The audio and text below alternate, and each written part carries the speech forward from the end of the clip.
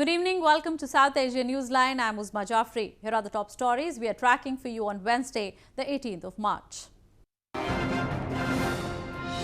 India steps up efforts as coronavirus cases surge over 146. Activists highlight Pakistan's agenda to prolong rule in occupied areas. And gang black marketing masks busted in Nepal amid soaring demand.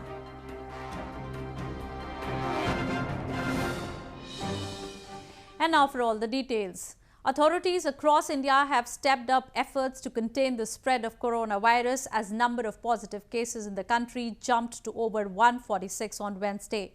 India reported third death due to the virus on Tuesday. As the number of coronavirus cases rose to more than 146 across the country on Wednesday, India has stepped up efforts to contain the spread. Authorities have launched disinfection drives as part of which public transport, including buses, trains and metros, are being cleaned and sanitized at regular intervals to maintain hygiene. India reported third death due to the virus on Tuesday. The country has so far fared better than elsewhere in Asia, Europe and North America. Visitors to the Sikhism's holiest shrine Golden Temple in northern Amritsar city were also seen undergoing thermal screening and asked to sanitize their hands as they arrived to offer prayers on Wednesday amid fears of coronavirus. Corona ਲਈ ਵੱਧ ਤੋਂ ਵੱਧ ਜਾਗਰੂਕਤਾ ਫੈਲਾਉਣ ਲਈ ਇਹ ਗੁਰੂ ਰਾਮਦਾਸ ਦੇ ਘਰ ਨੂੰ ਇਹ ਸੈਂਟਰ ਬਣਿਆ ਹੈ। ਇੱਥੇ ਲੋਕਾਂ ਨੂੰ ਵੱਧ ਤੋਂ ਵੱਧ ਉਹਦੇ ਲਈ ਜਾਗਰੂਕ ਕੀਤਾ ਜਾਏਗਾ। ਸਾਰੇ ਟੈਂਪਰੇਚਰ ਥਰਮੋਮੀਟਰ ਹੈ ਜਿਹੜਾ ਡਿਸਟੈਂਸ ਤੋਂ ਟੈਂਪਰੇਚਰ ਵੇਖਦਾ ਹੈ। ਜਿੰਨੇ ਵੀ ਇੱਥੇ ਸ਼ਰਧਾਲੂ ਆਣਗੇ ਸਾਰਿਆਂ ਦਾ ਟੈਂਪਰੇਚਰ ਚੈੱਕ ਕੀਤਾ ਹੈ। Meanwhile, Indian shares erased early gains to sink lower on Wednesday with heavy losses in financial stocks as fears of the economic damage from the coronavirus pandemic eclipsed hopes of stimulus to buttress the world economy. In India, the blow from the virus outbreak comes amid a general slowdown in consumption that has hit demand for everything from cars to clothes. Over 245 cases of the novel coronavirus were reported in Pakistan on Wednesday. After closing all its land borders and screening of air passengers to contain the spread of the deadly disease, authorities have now postponed all exams till June 1 for the safety of students. Pakistan on Wednesday reported over 245 cases of the novel coronavirus, fueling fears that South Asian countries are struggling to stem the pandemic. Amid the fast spread of the deadly infection in the country, authorities in Pakistan postponed all exams till June 1 for the safety of students. Pakistani Federal Minister for Education Shafqat Mahmood on Wednesday maintained that the government will continue to review the situation and take necessary decisions to protect children. Meanwhile, the country's foreign minister Shah Mahmood Qureshi, during his recent visit to China, from where the epidemic originated, said that quarantine procedures, screenings that are required at entry points, large public gatherings have been now curtailed. He said Pakistan is taking measures, but there are challenges. Pakistan had earlier said it would require all arriving air passengers to show they had tested negative for COVID-19 in order to contain the spread. Meanwhile, land borders have been shut. Pakistani President Arif Alvi and Chinese President Xi Jinping held talks in Beijing on Tuesday aimed at strengthening bilateral ties. Both sides reaffirmed the ironclad friendship between the two countries. Pakistani President Arif Alvi held talks with Chinese President Xi Jinping in Beijing on Tuesday to discuss relations and other issues of common concern. Both sides during the meeting reaffirmed the ironclad friendship between the two countries.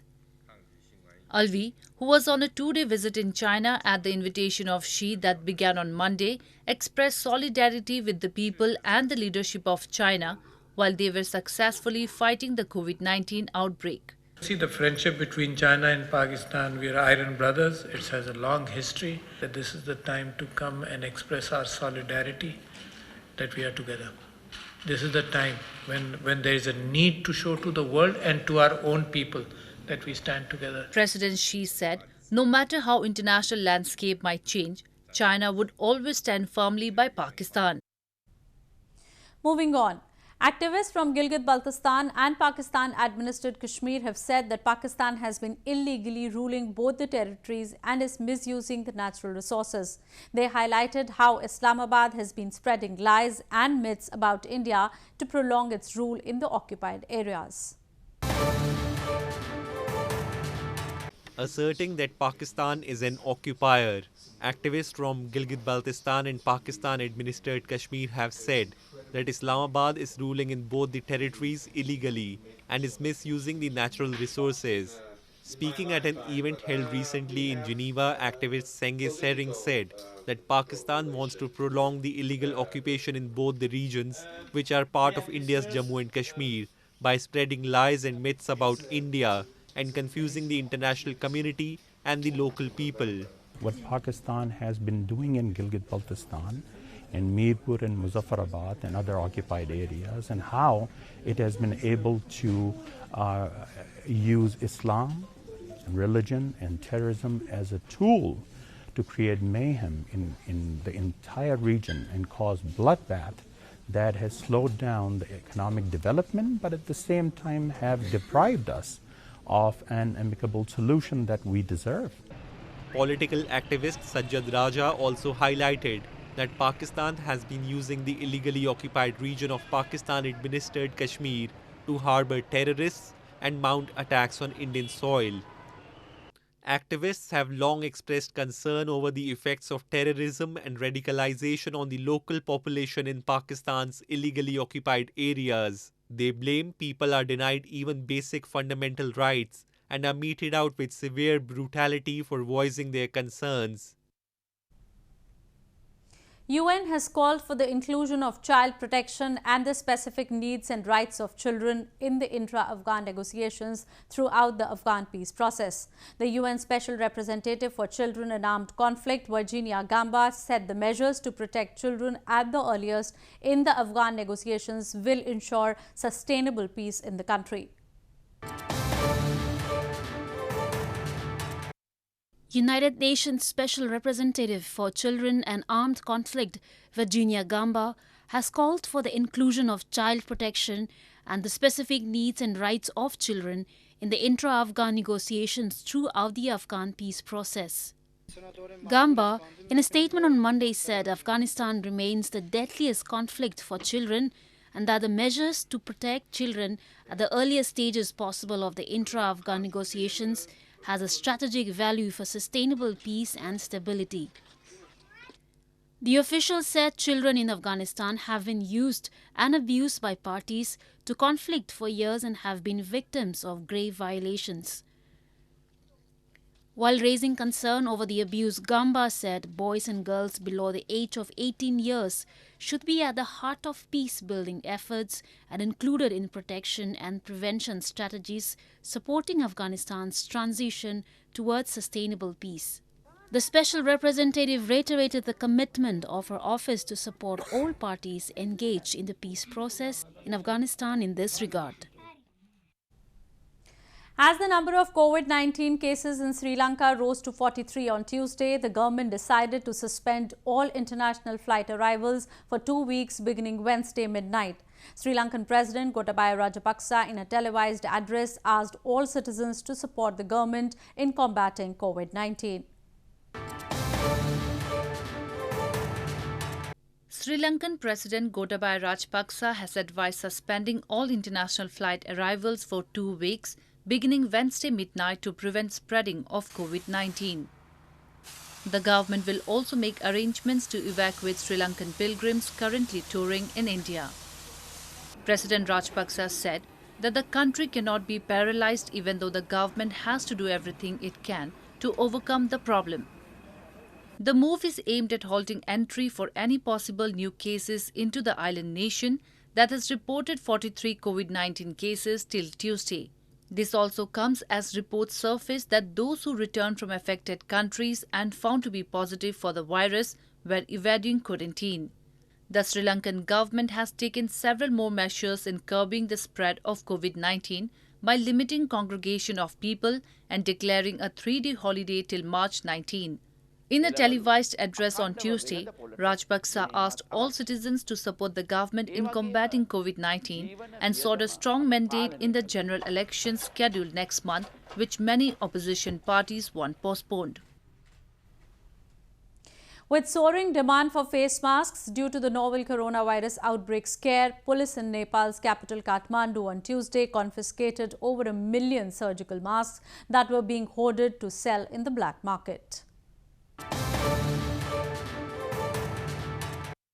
Nepal in recent weeks witnessed a soaring demand for face masks, resulting in acute shortage of masks due to novel coronavirus outbreak scare in the region.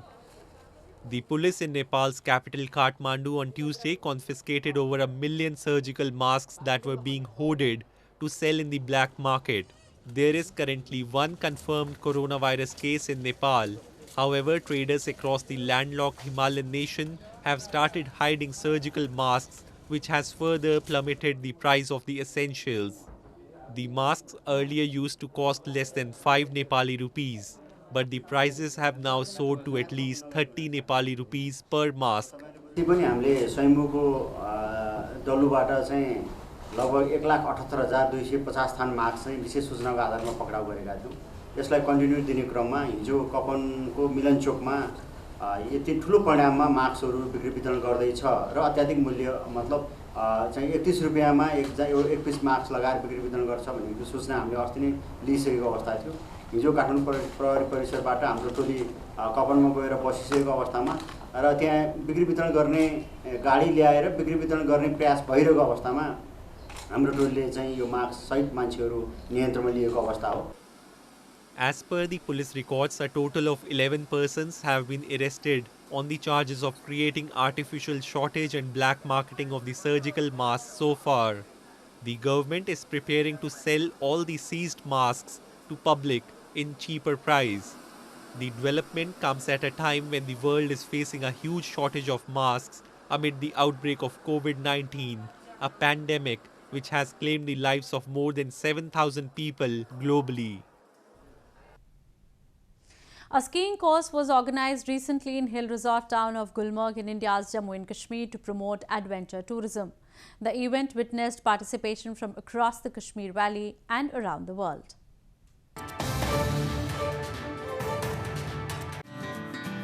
Authorities in hill resort town of Gulmarg in India's Jammu and Kashmir organized a skiing course recently to promote adventure tourism.